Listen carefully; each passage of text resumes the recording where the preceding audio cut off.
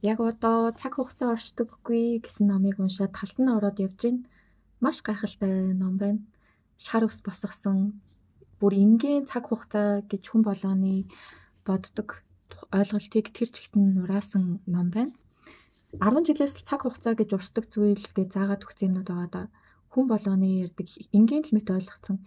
Энэ ойлголтыг хүртэл нурж унгааснараа хүнд асуулт асуух боломжийг олгож байгаа гэж харж байгаа.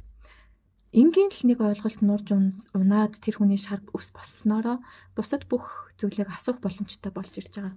Магадгүй асуулт байдаг учраас шинжлэх ухаан хөгжөөд асуулт байдаг учраас энэ ном хүртэл бүтсэн гэж бодож байна.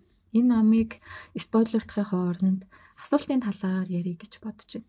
Асуулт байхгүй учраас хүний бодолд хүний одоо өдөр тутамдаа аваад явж байгаа амьдралд нь ямар ч асуулт байхгүй бага зэргийн хөгжил багтай амьдралыг туулаад байгаа юм биш үсттэй гэсэн айдас төрж байгаа гэх юм уу.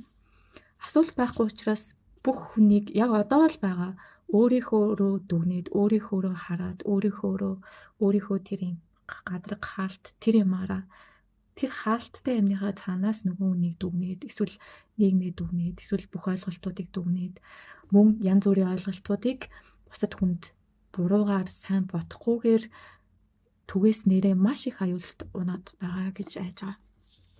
Магадгүй асуулт байснараа хүүхэд наснда асуудаг байсан тэр яагаад вэ, юу вэ, энэ юу вэ гэсэн асуулт байхгүй болснороо хүмүүс ад жаргалын түвшин нэлээд бага байгаа болов. Магадгүй ямар нэгэн юмыг бодохгүйгээр тасралтгүй тэр олон жил бодоод л явсан тэр юмыгаа үнэн зөв гэж итгэснээрээ ямар ч эргэлзээ байхгүйгаараа тухайн хүн өөртөө боломж олохгүй гэх юм уу?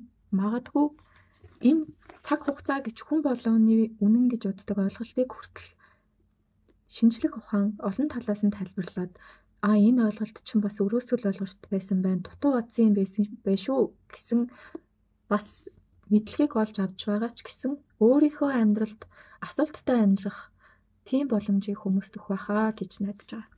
Магадгүй асуулт байснараа хүүхэд үеийг шигээ юмыг асууснараа одоо ямар нэгэн хаалтгүй амьдрах юм лүү. Тэгээд бусад хүмүүстэй ч гэсэн нээлттэй харилцаад тухайн хүнээсээ бас асуугаад сонирхоод юмыг гайхсан нүдээр харснараа хүн илүү жаргалтай амьдрах юм шүү.